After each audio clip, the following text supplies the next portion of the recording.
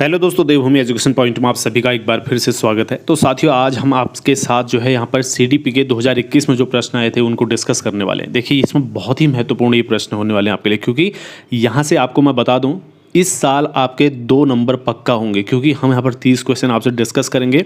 आप सबसे पहले तो ये देखेंगे कि कैसे प्रश्न आए थे। कॉपी पेन आप हाथ में पकड़ो, एक आंसर सीट अपने लिए तैयार करो, क्योंकि जैसे ही मैं क्वेश्चन पढ़ूंगा सबसे पहले आप क्या करेंगे, अपना आंसर भी लगा लेंगे, चाहे आपको स्क्रीन पॉज करनी पड़े। ठीक है, तो जांचेंगे आप। अगर आपके पास आज ये पेपर आ जाए तो आप इसमें से कितने प्रश्न हल कर सकते हैं। ठीक है, लास्ट में आप अपने आंसर मिला लेना। देखिए, और उसके बाद पीडीएफ वगैरह आपको कहाँ मिलेगी, इसके आंसर सहित वो मैं लास्ट में बता दूंगा आपको। चलिए दोस्तों, वीडियो को शुरू करते हैं। आपको इस पेपर को अब इस तरीके से जो है पढ़ना नहीं है। आपको क्या करना है, पढ़ना बिल्कुल नहीं है, आपको सीखना है। इन 30 प्रश्न जो मैं आपको यहाँ पर दूंगा वो आपको सीखने हैं, पढ़ने नहीं हैं।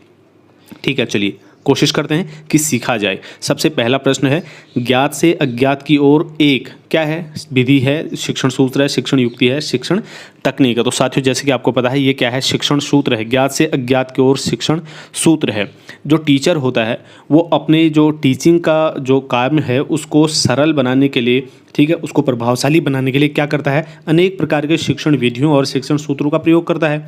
ठीक है, तो ये शिक्षण सूत्र जो है आपने देखे होंगे, जैसे ज्ञात से अज्ञात की ओर है, सरल से जटिल की ओर है, मूर्त से अमूर्त की ओर है, विश्लेषण से संश्लेषण की तरफ है, ठीक है, आगमन से निगमन की तरफ है, यथार्थ से भावनात्मकता की ओर है। तो आपने इस प्रकार के अनेक कुछ शिक्षण सूत्र देखे होंगे। तो ये क्या है, एक शिक्षण सूत्र है। जितनों के मैंने आपको नाम बताया ये आपको रिकॉल हो गए होंगे, आपने अगर पढ़े होंगे तो। दूसरा प्रश्न है, शिक्षक व्यूह रचना। ठीक है, तो शिक्षक व्यूह रचना उद्देश्यों को प्राप्त करने की योजना होती है। शिक्षण की विधि कक्षा में अतिरिक्त क्रिया या उपरोक्त में से कोई नहीं। तो साथियों, यहाँ पर इसका सही जवाब क्या होने वाला है, उद्देश्यों को प्राप्त करने की योजना होती है। ठीक है, तो शिक्षण व्यूह, टीचर जो है अपनी कक्षा में जाने से पूर्व या कक्षा के दौरान अनेक व्यूह की एक चीज़ों की रचना करता है। ठीक है, कि उसको क्लासरूम में जाकर के क्या क्या पाठ्य योजना पढ़ानी है, किस तरीके से उसके क्लास से जो प्री प्लानिंग होती है, ठीक है, उसमें सारी चीज़ उद्देश्य वगैरह निर्धारित करता है और क्या क्या यूज़ करना है उन चीज़ों का निर्धारित करता है। ठीक है, एक प्रकार की वो पूरा खाका तैयार करता है कि कैसे क्या करना है वगैरह। तीसरा आ जाता है ग्रेडिंग। ठीक है, अब आपको मैं एक चीज़ बता दूं, जैसे शिक्षण व्यूह रचना मतलब एक तरीके से आप कह सकते हो उद्देश्यों को प्राप्त करने की योजना होती है। ठीक है, इसमें जैसे व्याख्यान है, प्रदर्शन है, खोज, परियोजना, मस्तिष्क उद्वेलन, या फिर आप कहेंगे कि पात्र अभिनय जिसको बोला जाता है। ठीक है, और उसके बाद टोली शिक्षण वगैरह। तो ये सारी क्या हैं, शिक्षण व्यूह रचनाओं के कुछ प्रमुख उदाहरण हैं। ठीक है, तो इस प्रकार से आप इसको देखेंगे। तीसरा प्रश्न आ जाता है, ग्रेडिंग, कोडिंग, अंकन और क्रेडिट संचय प्रणाली का मुख्य उदाहरण क्या है। तो साथियों देखिए, आप इसमें क्या कहेंगे, जो सीखने वाला जो लर्नर होते हैं, ठीक है, तो वो उनकी उपलब्धि कितनी मात्रा में उन्होंने उपलब्धि की है, जो उद्देश्य थे वो कितनी मात्रा में प्राप्त हुए हैं, इन सारी चीज़ों की आकलन की जो गणन विधि होती है ना, गणना करने की, तो उनको हम जैसे ग्रेडिंग, कोडिंग वगैरह कहते हैं। आप क्या करते हैं, जैसे कोई पास होगा, किसी को C ग्रेड मिला, उसकी उपलब्धि के आधार पर किसी को A+, किसी को B+, B, C ऐसे मिलते हैं। ठीक है, उसके बाद ये अंक मिलते हैं, किसी को 500 में से जो है 400 अंक मिले, किसी को उसमें से 300 मिले, किसी को तो 200 ही मिले। तो इस प्रकार से जो है ये क्या होता है, एक आकलन करने की जो गणन विधि होती है। ठीक है, चलिए बात करते हैं आगे। नेक्स्ट प्रश्न है, दल शिक्षण में दल क्या है। ठीक है, जो दल होता है क्या वो छात्रों का दल है, क्या अध्यापकों का दल है। ठीक है, तो ये क्या होता है दोस्तों, ये जो दल शिक्षण होता है इसमें दल होता है अध्यापकों का एक ग्रुप होता है। ठीक है, अध्यापकों का ग्रुप होता है जिसमें जैसे जो विशेषज्ञ होते हैं, जो विशेषज्ञ टीचर हैं, ठीक है, उनके द्वारा, उनके ग्रुप के द्वारा शिक्षण कार्य किया जाता है। तो दल शिक्षण विधि का विकास सबसे पहले जो हुआ था वो 1955 में हार्वर्ड विश्वविद्यालय में हुआ था। अब इससे आपका प्रश्न है, आपको उत्तर इसका मिल ही गया होगा। ठीक है, इसका उत्तर आपको मिल गया होगा और आपने भी अपने कॉपी में पहले ही मेरे पढ़ने तक ही टिक कर लिया होगा। तो ये ऑप्शन ए यहाँ पर सही होगा। तो हार्वर्ड विश्वविद्यालय में मैंने आपको बता दिया है, मिशिगन और हार्वे के द्वारा किया गया था 1955 में अमेरिका में। ये बात करेंगे आगे, चिंता का वो स्तर जो छात्र को सीखने के लिए तैयार करता है, तो वो कौन सा है दोस्तों। देखिए, चिंता का वो स्तर जो सीखने के लिए तैयार कर रहा है। ठीक है, तो अब ऐसा नहीं कह सकते कि चिंता है ही नहीं। ठीक है, तो चिंता है तभी तो उसको सीखने के लिए वो तैयार कर रहा है, रेडी कर रहा है। अत्यधिक चिंता, तो अत्यधिक चिंता भी यहाँ पर नहीं होगा। ठीक है, अत्यधिक चिंता भी नहीं होगा, क्योंकि अत्यधिक चिंता होने के बाद जो है इंसान का दिमाग, आपको पता ही है भाई, सुन्न हो जाता है। ठीक है, तो यहाँ पर ये वो लेवल नहीं है। तो ये एक जो है यहाँ पर देखेंगे सामान्य चिंता, आप इसको समझ सकते हैं, क्योंकि सामान्य चिंता में जो है ये चिंता का वो स्तर होता है जिसमें जो कोई भी छात्र है या किसी भी छात्र को सीखने के लिए ये तैयार करता है। ठीक है। तो इसीलिए हम इसको क्या कहेंगे, सामान्य चिंता है। भाई ठीक है, हमको जो है ये चीज़ सीखना है, आगे पास होना है, या अन्य प्रकार की छोटी छोटी जो सामान्य प्रकार की चिंता। नेक्स्ट है, यह सामाजिक वातावरण में आयोजित किए जाने वाला एक निष्ठ उद्देश्यपूर्ण क्रियाकलाप है। यह कथन शिक्षण की किस विधि की ओर संकेत करता है साथियों? तो प्रोजेक्टिव मेथड इसको आप कहेंगे। ठीक है, प्रोजेक्टिव मेथड ऑप्शन डी यहाँ पर बिल्कुल सही होने वाला है। जो प्रोजेक्टिव मेथड है जिसको आप परियोजना भी कहते हैं, ठीक है, तो परियोजना विधि में सामाजिक वातावरण में आयोजित किया जाने वाला आप इसको कह सकते हैं कि एक उद्देश्यपूर्ण क्रियाकलाप है ये। और इस शिक्षण के जो प्रतिपादक हैं, ये भी प्रश्न आता है अधिकतर, तो इसका प्रतिपादन किसने किया था? तो किलपैट्रिक ने किया था। ये महत्वपूर्ण प्रश्न है क्योंकि ये भी बार बार पूछा जाता है। शिक्षा का अधिकार अधिनियम 2009 में प्रावधान क्या है? तो दोस्तों 2009 में निःशुल्क और अनिवार्य शिक्षा का प्रावधान है, बिल्कुल है। बालक को शारीरिक एवं मानसिक दंड का उसमें निषेध किया गया है, ये भी बिल्कुल सही बात है। बाल अधिकारों के संरक्षण की व्यवस्था की गई, ये भी बिल्कुल सही बात है। यानी कि उपरोक्त सभी इसका सही जवाब होने वाला है। तो आपको पता ही होगा दोस्तों, जो संविधान का संशोधन हुआ था, 86वां संविधान संशोधन जिसको बोला जाता है, ठीक है, तो 86वां संविधान संशोधन हुआ था 2002 में। इसका अधिकार अधिनियम 2009 पारित किया गया, ठीक है, 2009 में। तो 2000 अधिनियम 9 पारित किया गया। तो इसमें ये बात कही गई कि निःशुल्क शिक्षा दी जाएगी और शारीरिक दंड का निषेध वगैरह, तो बाल अधिकारों का संरक्षण, यहाँ से जो है शिक्षा का इसको जो है एक कानून बना दिया गया जिसको राइट टू एजुकेशन कहते हैं, ठीक है। तो 1 अप्रैल 2010 से इसको लागू कर दिया गया था, ठीक है। तो ये कुछ इंपॉर्टेंट चीज़ें हैं जो उसको आपको ध्यान रखना है, ठीक है। और इसमें बहुत सारे चीज़ें और रखी गई, जैसे शिक्षक छात्र अनुपात के बारे में इसमें सिफारिश की गई थी, और शिक्षा की गुणवत्ता में सुधार और बाल अधिकारों का संरक्षण आदि कुछ मतलब इस प्रकार के प्रावधान इसमें किए गए थे। आवश्यकता के पदानुक्रम सिद्धांत के प्रतिपादक कौन है? तो साथियों बहुत महत्वपूर्ण प्रश्न है, ठीक है। आवश्यकता का सिद्धांत आपने पढ़ा होगा, तो ये किसके थे? मैस्लो का था, ठीक है, अब्राहम मैस्लो इसका नाम था। तो ऑप्शन बी यहाँ पर सही हो जाता है सीधे सीधे। आपने एक इस प्रकार का एक पिरामिड देखा होगा जिसके 5 स्तर होते हैं, ठीक है, 1 2 3 4 5। सबसे पहले इन्होंने कहा कि जो सबसे ज़्यादा लोग होते हैं, ठीक है, तो उनकी सबसे जो बड़ी आवश्यकता होती है वो क्या होती है? शारीरिक अवस्था। शारीरिक आवश्यकता के अंदर क्या क्या आ जाते हैं भाई? भूख आ जाती है, प्यास है, काम है, ठीक है, ये कुछ ऐसी चीज़ें हैं जो बिल्कुल बेसिक नीड है, ठीक है। तो जो जितने भी लोग यहाँ पर मतलब एग्जिस्ट करते हैं, तो उनकी सबसे जो अधिक लोगों की है, उनकी सबसे जो बेसिक नीड है यही है, ठीक है। उन्होंने पहला स्तर ये बताया। दूसरा इन्होंने कहा सुरक्षा। प्रत्येक व्यक्ति है जब भूख प्यास है सबसे ज़्यादा उसकी, देखो सुरक्षा दूसरे नंबर पर आएगी, भूख प्यास पहले। आपको भूख लगी होगी ना, आपको सुरक्षा कोई नहीं, आप चोरी कर लेंगे, ठीक है, दूसरे का छीन के खा लेंगे, आपकी भूख की लिमिट इतनी ज़्यादा बढ़ जाएगी, प्यास की बढ़ जाएगी, तो ठीक है। तो सबसे पहले भूख प्यास शारीरिक जो ज़रूरत है वो बढ़ता है। दूसरा फिर क्या पता, सुरक्षा की आवश्यकता होती है। तीसरा, भैया जब भूख भी प्यास भी होगी, उसकी सुरक्षा भी होगी, तो उसको आप सामाजिक सम्मान की भी आवश्यकता पड़ेगी, ठीक है। आपको मैं बता रहा हूँ शरीर का नहीं, तो आपको समाज की क्या क्या क्या प्रॉब्लम, ठीक है ना। समाज कुछ भी करे, समाज जो सामाजिक आवश्यकता है, जैसे समाज से आपको प्यार मिलता है, स्नेह मिलता है, ठीक है। भूख लगी है, चोरी कर लेंगे आप, प्यार स्नेह की कोई ज़रूरत नहीं है भाई। सबसे पहले जब ये दोनों नीडें पूरी होंगी आपकी, तब आप तीसरे के बारे में सोचोगे। तो सामाजिक आवश्यकता, प्यार स्नेह वगैरह। तीसरा, आपको सम्मान पाने की कामना भी होगी। जब ये तीनों चीज़ें आपको मिल जाएंगी, उसके बाद आपके सम्मान, जैसे आत्मसम्मान है, पहचान है, आपकी जो स्थिति है समाज में, स्टेटस है, इन चीज़ों के बारे में आप सोचना शुरू करेंगे। लास्ट आता है आत्मसिद्धि की आवश्यकता। तो आत्मसिद्धि यहाँ पर आत्म अनुभूति कह सकते हैं। यहाँ पर कुछ ही लोग पहुँच पाते हैं, यहाँ तक मतलब हर कोई आदमी नहीं पहुँच पाता। तो ये बहुत महत्वपूर्ण है, इसको ध्यान रख लेना आपने। उसके बाद है 9वां प्रश्न है, सामूहिक शिक्षण करते समय विद्यार्थियों की व्यक्तिगत समस्याओं के समाधान के लिए निम्नलिखित में से आप कौन सी विधि का प्रयोग करेंगे साथियों? तो यहाँ पर देखिए अनुवर्ग जो है ना, ये यहाँ पर सही होने वाला है।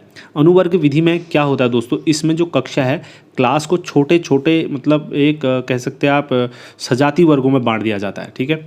तो उसके बाद क्या होता है, प्रत्येक जो वर्गों में आपने बनाए, जो छोटे छोटे वर्ग बनाए, उन्हीं को अनुवर्ग कहा गया है, ठीक है। तो प्रत्येक जो अलग अलग अनुवर्ग हैं उसमें एक एक शिक्षक दे दिए जाते हैं उनको, प्रत्येक अनुवर्ग को। और वो शिक्षक क्या करते हैं, अपने अनुवर्ग के अपने जो उनको वर्ग दिए गए हैं छोटे छोटे बना करके, तो हर एक वर्ग में एक टीचर होगा, तो वो सभी टीचर क्या करेंगे, छात्रों को अध्ययन की संबंधित चीज़ें देंगे और उनकी कठिनाइयों का समाधान करेंगे, ठीक है। तो इस प्रकार से ये उपचारात्मक शिक्षण की व्यवस्था भी इसी प्रकार से की जाती है। तो ये इसके लिए बिल्कुल सही उत्तर होने वाला। आगे बात करेंगे, संप्रेषण प्रक्रिया में शिक्षक का व्यवहार शाब्दिक और अशाब्दिक तक हो सकता है। बिल्कुल 100% सही बात है, तो ये सही होगा ऑप्शन सी, ठीक है। आप जब क्लास में टीचर जाता है तो वो शाब्दिक अशाब्दिक इशारों के द्वारा भी कई चीज़ें समझा सकता है, ठीक है, कोई अन्य चीज़ दिखाकर भी समझा सकता है, जरूरी नहीं है कि बोल गई कोई चीज़ समझा सके। तो संप्रेषण शाब्दिक अशाब्दिक दोनों प्रकार का हो सकता है, बिल्कुल सही बात है। ठीक है, बात करेंगे कक्षा संप्रेषण हेतु सूक्ष्म शिक्षण क्यों आवश्यक है। सूक्ष्म शिक्षण आपने जो ट्रेनिंग की थी उस समय आपने किया होगा। दोस्तों देखिए, यहाँ पर विभिन्न कौशलों के विकास के लिए एक आपको पता ही है जिसमें जो है पूरी उसको एक क्लास ही समझा जाता है, ठीक है, बिल्कुल उसी तरीके से ट्रीट करता है। शिक्षक के सारे जो कौशल हैं वहाँ पर डेवलप करने के लिए इसका आयोजन किया जाता है। अध्यापक होने के नाते यदि आप किसी विद्यार्थी की बुरी आदत को सुधारना चाहते हैं तो क्रियात्मक अनुसंधान बनाते समय आप अधिगम के किस सिद्धांत को ध्यान में रखेंगे। तो साथियों, शास्त्रीय अनुबंधन सिद्धांत इसका बिल्कुल सही जवाब होने वाला है। शास्त्रीय अनुबंधन सिद्धांत किसका है, पावलोव का है, ठीक है। पावलोव ने किस पर अपना वो किया था, तो उसने कुत्ते पर अपना प्रयोग किया था। ये भी प्रश्न बनता है, ठीक है, ये सीधे सीधे प्रश्न आता है, तो यहाँ पर आपको ये चीज़ ध्यान रखना है। व्यक्तित्व किसी व्यक्ति के व्यवहार का कौन सा पक्ष है, ठीक, तो व्यक्तित्व जो है गैर संज्ञानात्मक पक्ष है। ऑप्शन बी यहाँ पर सही है। तो मार्टिन प्रिंस उनका नाम है, तो उन्होंने कहा कि व्यक्तित्व व्यक्ति की जो है सभी प्रकार की जो जन्मजात हैं या फिर उनके आवेग हैं, उनकी प्रवृत्तियाँ हैं और या फिर उनकी इच्छाएँ हैं, ठीक है, साथ ही साथ मूल प्रक्रियाएँ हैं, तो इनके अनुभवों के द्वारा अर्जित बातों का एक योग है, ठीक है। तो ये कहा था मार्टिन प्रिंस ने। बात करेंगे आगे, इसका ऑप्शन बी सही होगा। 13 का 14 में विद्यार्थियों को कठिन शब्दों का अर्थ समझाने की व्यवहारिक विधि जो है उन शब्दों को वाक्यों में, बिल्कुल सही बात है, इन शब्दों का वाक्यों में प्रयोग करके पढ़ाना है। आप देखिए, मान लीजिए कोई आप शायरी पढ़ते हैं, कोई पोइट्री पढ़ते हैं, तो आपको बीच में कोई उर्दू का शब्द आ गया, किसी अन्य भाषा का शब्द आ गया, तो आप क्या करते हैं, जैसे उस लाइन को पढ़ते हैं तो उसके साथ ही साथ उस शब्द का अर्थ आपको नहीं पता होता, लेकिन लाइन को पढ़ने के बाद आप उसका अर्थ भी समझ जाते हैं। यानी कि कुल मिला के कहने का मतलब है, अगर कोई कठिन शब्द है तो आप उसका वाक्य में प्रयोग कर देंगे तो वो आपको आसानी से समझ में आ जाता है। ऑप्शन ए सही होगा। एक बालक काले कुत्ते, काली बिल्ली और काले कोट को देखकर डरने लग गया है, इस प्रकार के अनुबंधन में नहीं थे। तो देखिए, उद्दीपक अनुक्रिया का सामान्यकरण या उद्दीपक का सामान्यकरण। तो दोस्तों आपको बता दूं, आप अधिकतर लोग इसमें से ए और बी दोनों सही कर देंगे, लेकिन ऐसा नहीं होगा। तो इसमें उद्दीपक का सामान्यकरण हो जाएगा, ऑप्शन बी यहाँ पर सही होगा, ठीक है। मैंने आपसे पहले ही कहा, आप वीडियो देखते हैं, वीडियो को आप जो है पॉज कर लीजिए, ठीक है, प्रश्न को पढ़ लीजिए, उसके बाद आंसर क्लिक कीजिए मेरे आंसर बताने से पहले, ठीक है। इस प्रकार से अगर आप करेंगे, मैंने सबसे पहले कहा आपसे पढ़ना नहीं है, ठीक है, आपको पढ़ना नहीं है, आपको क्या करना है दोस्तों, सीखना है, ठीक है, पढ़ना नहीं है, सीखना है। तो इस प्रकार से हम इस उद्देश्य से इस वीडियो को बना रहे हैं। बाकी क्वेश्चन पकड़ के सीधे सीधे बताने के लिए तो आपको 50 हज़ारों वीडियोज़ यूट्यूब पर मिल जाएंगे। चलिए ठीक है, आगे बढ़ते हैं। आनुवंशिक गुणों का वास्तविक संवाहक क्या है। तो आनुवंशिक गुणों का वास्तविक संवाहक होता है जीन्स, ठीक है। जो जीन होते हैं हमारे, वही क्या करते हैं, सबसे पहले तो आनुवंशिकता क्या होती है आपको पता होगा। जैसे माता पिता हैं, एक पीढ़ी से दूसरे पीढ़ी में जो गुणों का स्थानांतरण होता है उसी को आनुवंशिकता कहते हैं, आनुवंशिक गुण होते हैं वो। तो उनको जो कैरी करने का काम करता है दोस्तों, वो होते हैं हमारे जीन्स, ठीक है। हमारे माता पिता के जो जीन्स होंगे वही हमारे अंदर आए हैं, ठीक है। चलिए बात करते हैं आगे। निम्नलिखित में से एक शैक्षिक मापन की विधि नहीं है। देखिए, शैक्षिक मापन की बात यहाँ पर हो रही है, तो इसमें मानक संदर्भित परीक्षण नहीं है, बाकी साक्षात्कार है, प्रश्नावली है और अवलोकन है, ठीक है। ये शैक्षिक प्रमाण उसकी विधियाँ हैं। और इसके साथ ही साथ जो प्रश्नावली होती है या जांच सूची आपने देखा होगा, या वर्णनात्मक रिकॉर्ड, ठीक है, या दत्त कार्य यानी कि असाइनमेंट वगैरह, वर्क वगैरह, तो ये जो है शैक्षिक मापन की विधियाँ होती हैं, लेकिन मानक संदर्भित परीक्षण नहीं होता है। आगे बात करेंगे। वंशानुक्रम को समझने के लिए आपको आवश्यक रूप से समझना होगा। दोस्तों आपको क्या समझना होगा वंशानुक्रम के लिए, समानता का नियम, प्रतिगमन का नियम, भिन्नता का नियम या उपरोक्त सभी। तो बिल्कुल सही बात है दोस्तों, यहाँ पर आपको ये सभी समझने होंगे। आनुवंशिकता का नियम के अंतर्गत आपको मैंने जैसे बताया था वंशानुक्रम क्या होता है, ये मैंने आपको बता दिया था, ठीक है। इसको समझने के लिए इसके कुछ प्रमुख प्रकार होते हैं, जैसे बीजकोश की निरंतरता का नियम, समानता का नियम, प्रतिगमन का नियम, विभिन्नता का नियम, अर्जित गुणों का नियम और जीव सांख्यिकी नियम, ठीक है। ये कुछ नियम हैं, इनमें से जो है 3 यहाँ पर दिए हैं, बाकी मैंने आपको बता दिए हैं, स्क्रीन में भी आप देख सकते हैं, ठीक है। तो यहाँ पर मैंने लिख के भी आपको दिखा दिया। तो आपको ये चीज़ें ध्यान रखनी है, ये प्रश्न जो है बहुत महत्वपूर्ण है। हो सकता है अगली बार इनमें से कुछ अन्य दे दे, बिल्कुल ऐसा प्रश्न ना बना करके, लेकिन प्रश्न जरूर बनेगी, ये आपको मैं बताता हूँ। क्रियात्मक अनुसंधान में कौन सा पद सम्मिलित नहीं होता है। दोस्तों सबसे पहले आपको क्रियात्मक अनुसंधान के बारे में तो पता ही होगा। क्रियात्मक अनुसंधान क्या होता है, जैसे शिक्षा के क्षेत्र में अगर कोई समस्या आती है, ठीक है। तो उस उत्पन्न समस्या को किस तरीके से आपको मतलब सुलझाना है, ठीक है। तो उस समस्या का वैज्ञानिक ढंग से जो है आपको स्टडी करनी है, उसका समाधान करना है। तो यही क्रियात्मक अनुसंधान है। क्रियात्मक अनुसंधान के जो है 8 चरण होते हैं, 8 पद कह सकते हैं, स्टेप्स आप कह सकते हैं। तो इसके 8 पद होते हैं। सबसे पहले क्या होता है, समस्या जो होती है, समस्या का चयन किया जाता है। सबसे पहले क्या कहता है, समस्या का चयन किया जाता है। उसके बाद जो समस्या है, सबसे पहले समस्या कौन सी है, समस्या हमने चूज कर ली। उसके बाद उसको परिभाषित भी तो करना है। परिभाषित का मतलब है कि समस्या के बारे में बताना है, ठीक है। समस्या क्या है, किस प्रकार की है, ठीक है। ये चीज़ें हमको अगर पता चल गया कि समस्या किस प्रकार की समस्या है, उसको परिभाषित कर लिया, फिर उसकी सीमांकन करना है, ठीक है। परिभाषित करने के बाद हमको उसका क्या करना है, सीमांकन करना है, यानी कि किस हद तक की सीमा है ये, मतलब समस्या है, मतलब कितनी लिमिट है इसकी, कितनी बड़ी समस्या है। सीमांकन का मतलब यही हुआ। तीसरा, जब हमको ये भी पता चल गया समस्या कैसी है, उसके बाद ये कितनी बड़ी समस्या है, ये भी हमको अब पता चल गया। उसके बाद अब हम क्या करेंगे, ये समस्या इतनी बड़ी है लेकिन ये किन कारणों से पैदा हुई भाई, ये समस्या का जो मेन कारण है वो क्या है, हम कारणों का पता लगाते हैं, ठीक है। चौथे नंबर पे हम क्या करते हैं, कारण का पता लगाते हैं चौथे नंबर पे। 5वें नंबर पर हम क्या करते हैं, फिर हम हाइपोथेसिस का निर्माण करते हैं, ठीक है। 5वें नंबर पर परिकल्पनाओं का निर्माण किया जाता है कि भाई ठीक है, इतनी बड़ी समस्या है, इस कारण से उत्पन्न हुई है, तो इसके ये परिणाम हो सकते हैं और यहाँ तक हम इसको ठीक कर सकते हैं। ये एक परिकल्पनाएँ की जाती है, उसी के दायरे में रह करके फिर काम किया जाता है। 6ठा नंबर में आ जाता है जो है उपकरणों का निर्माण करना। अब समस्या का हमको पता चल गया है, उसके कारणों का भी पता चल गया है, परिकल्पनाएं भी हमने कर ली। तो अब उसके लिए उनको समस्याओं को समाधान करने के लिए हमको कुछ उपकरणों की आवश्यकता पड़ेगी, कुछ विधियों की आवश्यकता पड़ेगी, कुछ चीज़ों की, कुछ मेथड्स की आवश्यकता पड़ेगी। तो इसी को हम उपकरण कहते हैं, ठीक है।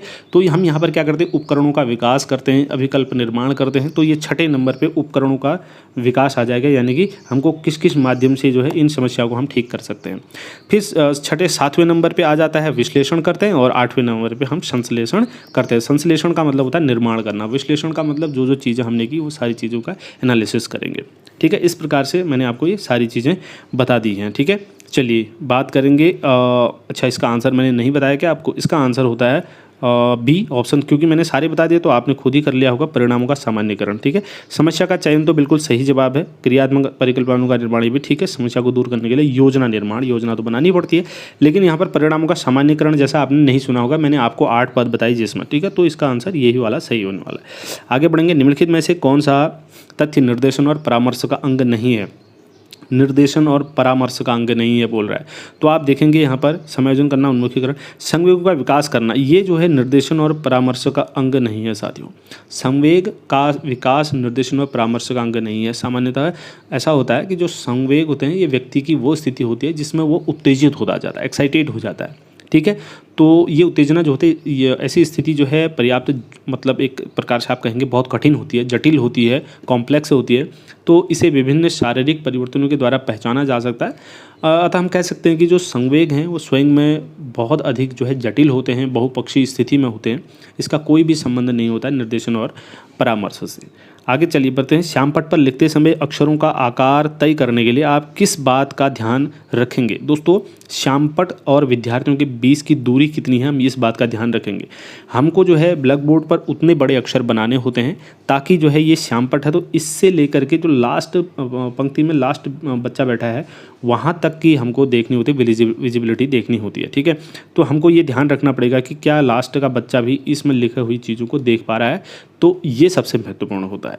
22वां प्रश्न है, संज्ञानात्मक व्यवहारगत कौशल के अंतर्गत विद्यार्थी को सैद्धांतिक कथनों के उपयोग को वास्तविक परिस्थितियों में समझने में सक्षम बनाना क्या कहलाता है। तो दोस्तों ये अनुप्रयोग होगा, ऑप्शन बी यहाँ पर को सही होने वाला है। संज्ञानात्मक व्यवहारगत कौशल के अंतर्गत जो होता है विद्यार्थी को सैद्धांतिक कथनों के उपयोग को वास्तविक परिस्थितियों में समझने में सक्षम बनाना ही क्या कहलाता है, अनुप्रयोग कहलाता है, ठीक है। चलिए बात करेंगे आगे। निम्नलिखित में से किसी विद्यार्थी के आंतरिक मनोभावों के माप की सर्वोत्तम प्रविधि कौन सी है, ठीक है। तो अब देखेंगे दोस्तों यहाँ पर को प्रश्नावली दिया, साक्षात्कार, समाज विधि, प्रत्यारोपण विधि। देखिए प्रत्यारोपण विधि यहाँ पर सही होगा, ऑप्शन डी, और आयोग ने भी यही माना था, ठीक है। अगर हम होते तो हो सकता था हम में से तुम में से इसको साक्षात्कार कर देता, लेकिन आयोग का मानना भी प्रत्यारोपण विधि था। उसके लिए क्यों माना था ये मैं आपको बताता हूँ। देखिए, जैसे किसी भी विद्यार्थी के आंतरिक मनोभाव होते हैं तो उनके मापन की सर्वोत्तम विधि इसको मान, जबकि जो प्रश्नावली और साक्षात्कार और समाजमिति या व्यक्तित्व ये विधियाँ होती हैं, तो ये सभी जो है क्या है आपकी पर्सनालिटी को मापने की विधियाँ होती हैं। जैसे प्रश्नावली है, समाजमिति या साक्षात्कार, ये आपकी क्या है पर्सनालिटी को या व्यक्तित्व को मापने की विधियाँ होती हैं, ऐसा माना जाता है। चलिए आगे बात करते हैं। नेक्स्ट प्रश्न है, शिक्षण अभियोग्यता से क्या तात्पर्य है। शिक्षण अभियोग्यता, देखिए शिक्षण कार्य के प्रति समर्पण, शिक्षक बनने की इच्छा रखना, या शिक्षक के व्यवसाय की सभी वांछित योग्यताएं रखना है, या छात्रों से मेलजोल। देखिए भाई, जाहिर सी बात है यार, शिक्षक के व्यवसाय की सभी वांछित जो भी उसकी ज़रूरी योग्यताएं हैं वो सभी आपको रखनी होंगी, तो ऑप्शन सी इसका ठीक होगा। आगे बढ़ेंगे। ठीक है, आप अपने विद्यार्थियों में मुख्य तौर पर स्व अनुशासन किस प्रकार विकसित करेंगे। दोस्तों, उनको उत्तरदायित्व देकर, ये बहुत पुराना प्रश्न है और महत्वपूर्ण प्रश्न है। देखिए, अगर जैसे क्लास का सबसे शरारती बच्चा भी होगा ना, या क्लास का जो सबसे ज़्यादा बोलने वाली लड़की है, ठीक है, उसको भी अगर आप क्लास की मॉनिटर बना देंगे तो वो क्या करेगी, पूरी क्लास को चुप कराने की या पूरी क्लास को चुप कराने का कार्य करेगा, कोशिश करेगा। कराता है ना, ब्लैक बोर्ड पे हम नाम लिख देते, पर्चे में नाम लिख देते कि सर को दे देंगे, जो बोल रहा था उसका नाम लिख दिया पर्चे में।